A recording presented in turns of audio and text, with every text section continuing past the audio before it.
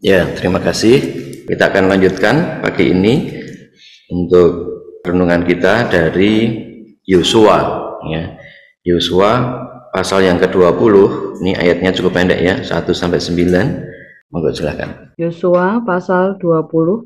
Berfirmanlah Tuhan kepada Yosua demikian. Katakanlah kepada orang Israel begini. Tentukanlah bagimu kota-kota perlindungan yang telah kusebutkan kepadamu dengan perantaraan Musa. Supaya siapa yang membunuh seseorang dengan tidak sengaja, dengan tidak ada niat lebih dahulu, dapat melarikan diri ke sana, sehingga kota-kota itu menjadi tempat perlindungan bagimu terhadap penuntut tebusan darah. Apabila ia melarikan diri ke salah satu kota tadi, maka haruslah ia tinggal berdiri di depan pintu gerbang kota dan memberitahukan perkaranya kepada para tua-tua kota. Mereka harus menerima dia dalam kota itu dan memberikan tempat kepadanya, dan ia akan diam pada mereka. Apabila penuntut tebusan darah itu mengejar dia, pembunuh itu tidak akan diserahkan mereka ke dalam tangannya, sebab ia telah membunuh sesamanya manusia dengan tidak ada niat lebih dahulu dan dengan tidak menaruh benci kepadanya lebih dahulu. Ia harus tetap diam di kota itu sampai ia dihadapkan kepada rapat jemaah untuk diadili, sampai imam besar yang ada pada waktu itu mati. Maka barulah pembunuh itu boleh pulang ke kotanya dan ke rumahnya, ke kota dari mana ia melarikan diri. Lalu orang Israel mengkhususkan sebagai kota perlindungan Kedes di Galilea di pegunungan Naftali, dan Sikem di pegunungan Efraim, dan Kiryat Arba, itulah Hebron di pegunungan Yehuda, dan di seberang sungai Yordan di sebelah timur Yeriko. Mereka menentukan Beser di padang gurun di dataran tinggi dari suku Ruben, dan Ramot di Gilead dari suku Gad, dan Golan di Basan dari suku Manasye. Itulah kota-kota yang ditetapkan bagi semua orang Israel dan bagi pendatang-pendatang yang ada di tengah-tengah mereka, supaya setiap orang yang membunuh seseorang dengan tidak sengaja dapat melarikan diri ke sana dan jangan mati dibunuh oleh tangan penuntut tebusan darah sebelum ia dihadapkan kepada rapat jemaah. Ya, terima kasih. Ya, kita sering ya mendengar ada keadilan yang tidak adil atau mungkin kesalahan dalam pengambilan keputusan, dan itu semua karena bukti ya. Jadi di dalam pengadilan itu semua keputusan harus berdasarkan dengan bukti. Nah, padahal ada hal yang tidak bisa dibuktikan. Nah, ini yang memunculkan beberapa kali terjadi kesalahan dalam pengambilan keputusan. Jadi di Amerika terjadi anak umur 13 tahun harus mengalami hukuman mati karena ada anak sekitar 10 tahun yang meninggal dibunuh di hutan dan dia ada di tepi hutan. Tidak ada saksi apapun, saksinya anak kecil itu, ya dia diadili dan diputuskan. Baru setelah sekian lama ketahuan bahwa bukan dia yang bunuhnya, ya, tapi sudah terjadi.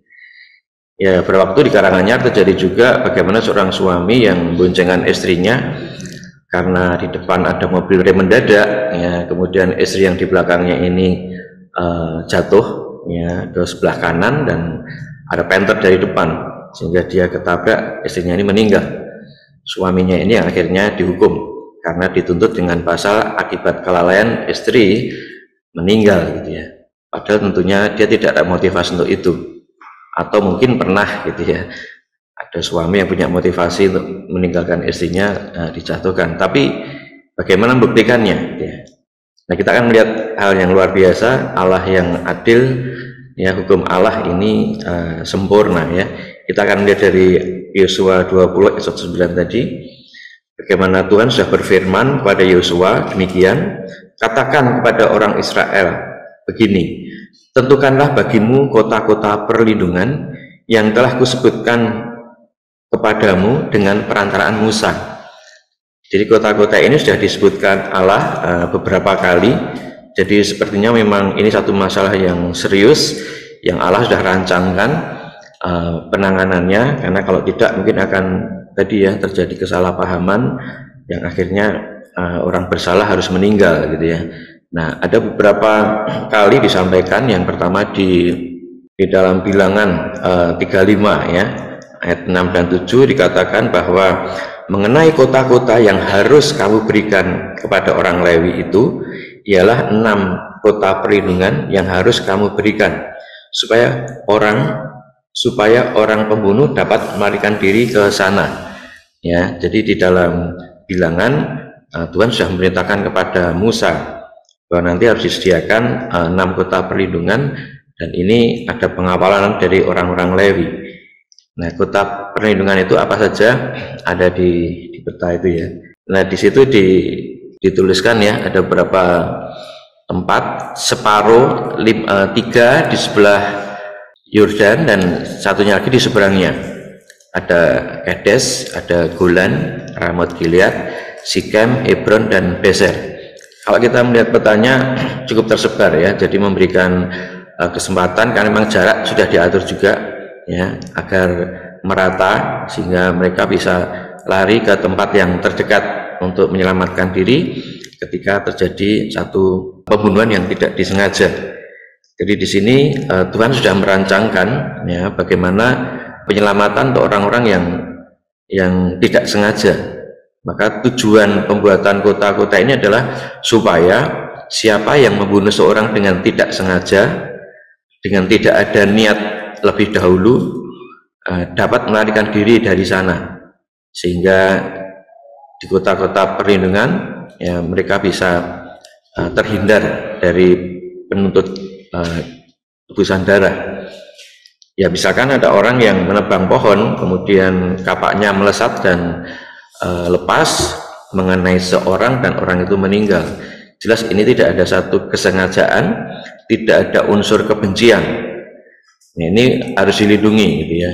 Atau mungkin ketika seorang yang naik kendaraan tanpa sengaja nabrak misalkan gitu ya, dan akhirnya orangnya meninggal. Jadi semua bentuk-bentuk ketidaksengajaan ini kalau tidak ada kota perlindungan ya, konsep PL kan gigi ganti gigi, dan akhirnya mereka harus mengalami kematian yang seharusnya tidak dia alami gitu ya. Jadi untuk urusan ini nampaknya Tuhan cukup serius menanganinya, sehingga sampai ada di beberapa ayat diingatkan terus.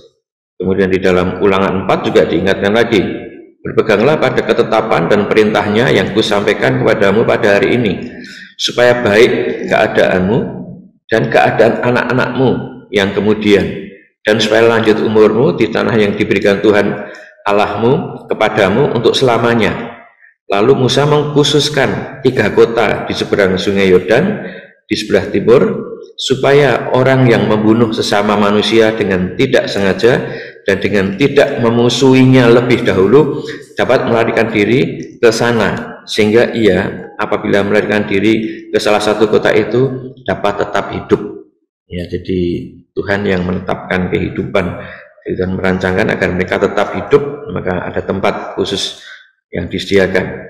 Kemudian di Ulangan 19 juga diingatkan kembali, jadi nampaknya ini beberapa kali ya.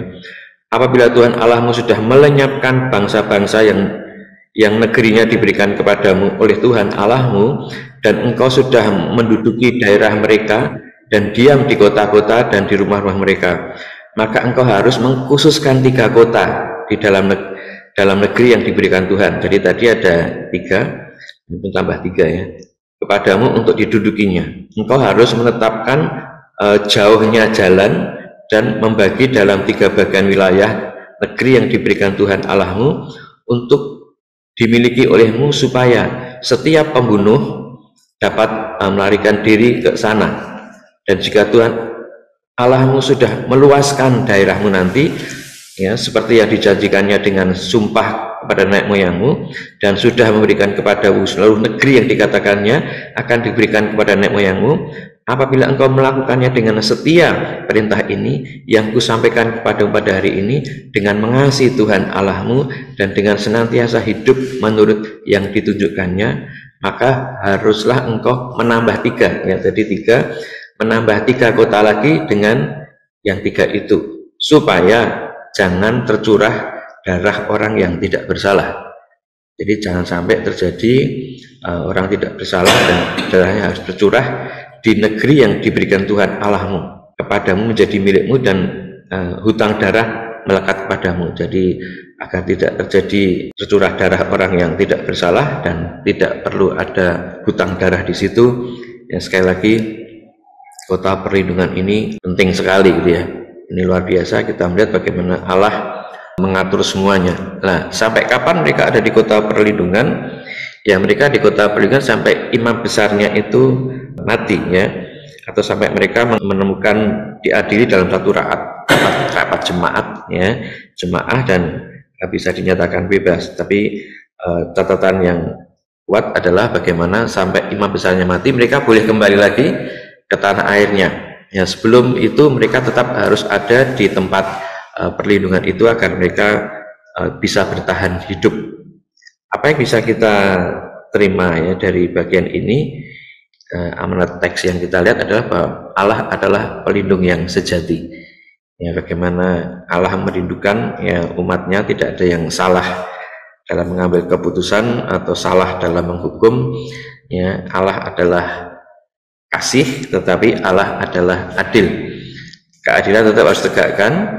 Ya, kalau yang bersalah harus dihukum, tapi jangan sampai terjadi ada orang yang tidak bersalah dihukum. Ya, maka disinilah Allah mengatur keadilannya, dan Allah yang kasih, maka Allah merindukan agar ya mereka boleh mendapatkan pertolongan pada saat kesulitan, terpojok, ya tidak sengaja membunuh seorang, tapi karena kasih Tuhan mereka bisa diselamatkan dengan cara melarikan diri kota perlindungan. Aplikasi praktisnya, ya, apakah saya dan saudara yakin akan perlindungan Allah? Mungkin dari hal-hal keseharian yang itu juga menimbulkan salah paham. Ya, istilah sekarang gagal paham. Karena tidak tahu, ya tidak ada bukti, ya tentu mengambil keputusan. Ya, yang lebih parah lagi tidak ada bukti membunuh. Nah, ini ngeri gitu ya. Jadi ini memberikan pertolongan buat kita semua ya tentunya. Kalau kita meyakini Allah adalah Allah yang adil, Allah yang memberi perlindungan kita yang sejati, maka tentunya kita tidak perlu takut ketika harus mengalami salah paham. Ya, kita serahkan pada Tuhan. Tuhan bisa menolong kita dari sedemikian banyak kesalahpahaman gitu ya dalam kehidupan kita sehari-hari.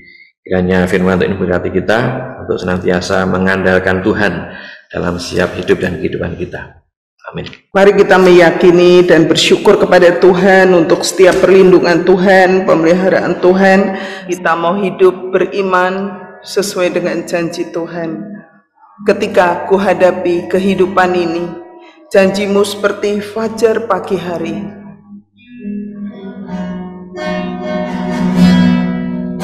Ketika ku hadapi kehidupan ini,